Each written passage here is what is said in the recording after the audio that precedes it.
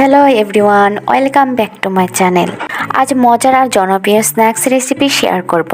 আমরা বেশিরভাগ ডাল পুরি, আলু পুরি খেয়ে থাকি, কিন্তু ডিম পুরি খেতেও যে এত মজার হয় তা না বানালে বুঝবেন না। আজ ডিম পুরি রেসিপি রান্না করে দেখাবো। প্রথমে ডো বানিয়ে নিব। তার জন্য মিক্সিং বলে দিয়ে দিচ্ছি 1 কাপ আটা আর সামান্য লবণ ও আটা ভালো করে মিশিয়ে নিব। আর দিয়ে দিচ্ছি 1 টেবিল চামচ সয়াবিন তেল। সব উপকরণ আটার সাথে ভালো করে মিশিয়ে নিব। সব উপকরণ মেশানো হয়ে গিয়েছে। যদি আটা মুঠো চাপলে দলা পাকিয়ে যায় তাহলে বুঝবেন তেল ও আটার সাথে ভালো করে মিশে গিয়েছে। এবার পানি দিয়ে ডো বানিয়ে নিব। আমি অল্প অল্প করে পানি দিয়ে ডো বানিয়ে নিচ্ছি। খুব নরম বা শক্ত ডো বানিয়ে নিব না, নরম বা শক্তের মাঝামাঝি করে ডো বানিয়ে নিব। ডো বানানো হয়ে গিয়েছে। এখন সামান্য তেল ডোর উপর মাখিয়ে ঢেকে রেস্টে রেখে দিব 10 মিনিটের জন্য। আর এর মধ্যে আমি ডিমের পুর বানিয়ে নিব। চুলায় একটি ফ্রাই প্যান তুলে দিয়েছি, দিয়ে দিচ্ছি 1 চা চামচ তেল। এখানে আমি বেশি তেল দিয়ে পুর বানিয়ে নিব না, খুব অল্প পরিমাণে তেল দিব। তেলের মাঝে দিয়ে দিচ্ছি 4টি কাঁচা পেঁয়াজ কুচি। পেঁয়াজ নরম করে ভেজে নেব। পেঁয়াজ অবশ্যই নরম করে ভেজে নিতে হবে, তা না হলে পুরি বানানোর সময় পুরি ফেটে যাবে। পেঁয়াজ নরম হয়ে গিয়েছে। এবার দিয়ে দিচ্ছি 1/2 চা চামচ চাট মশলা, দিয়ে দিচ্ছি 1/2 চা চামচ চিলি ফ্লেক্স আর সামান্য লাল মরিচের গুঁড়া। সব উপকরণ ভালো করে মিশিয়ে নেব। মিশানো হয়ে গিয়েছে। এবার ভাজা পেঁয়াজ প্যানের সাইডে রেখে দিব আর অন্য সাইডে আরও 1 চা চামচ সয়াবিন তেল দিয়ে দিব।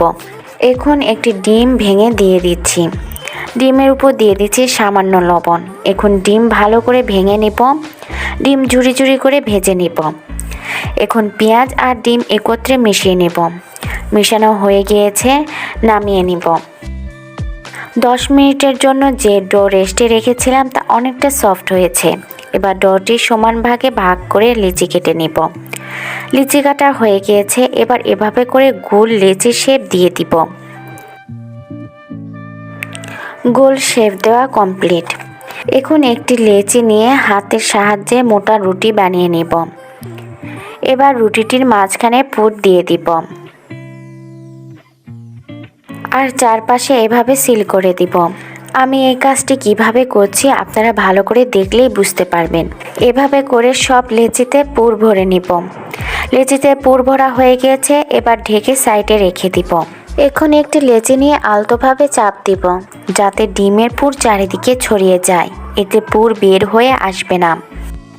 একটি লেচি নিয়ে খুব অল্প চাপ দিয়ে বেলে নিব। খুব চাপ দিয়ে বেলা যাবে না, আলতোভাবে পুরি শেপ দিতে হবে।